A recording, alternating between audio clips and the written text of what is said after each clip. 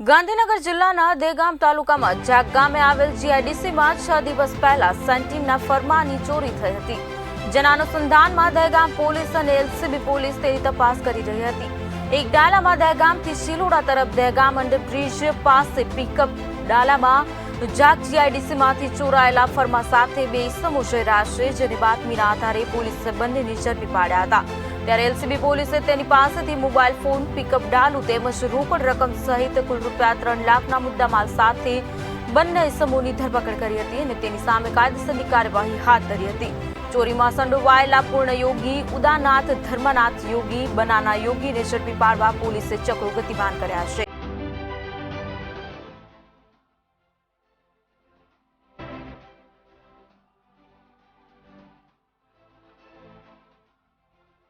ગાંધીનગર જિલ્લાના દેગામ તાલુકામાં થયેલી ચોરીનો ભેદ ઉકેલાયો છે। જીઆઈડીસીમાંથી થયેલી ચોરીનો ભેદ ઉકેલવામાં આવ્યો છે। ગાંધીનગરમાં 6 દિવસ પહેલા જીઆઈડીસીમાં ચોરી કરવામાં આવી હતી।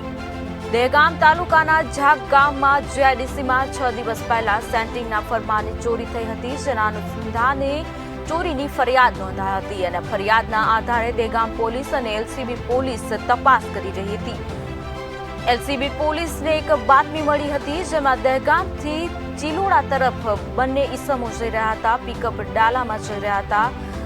જીઆઈડીસીમાંથી ચોરાયેલા ફરમા સાથે બંને ઇસમો ડાલામાં જઈ રહ્યા હોવાની બાતમીના આધારે એલસીબી પોલીસે બંનેને ઝડપી પાડ્યા હતા। સાથે જ ચોરી કરાયેલા માલ સાથે 3 લાખનો મુદ્દામાલ કબજે કરવામાં આવ્યો હતો।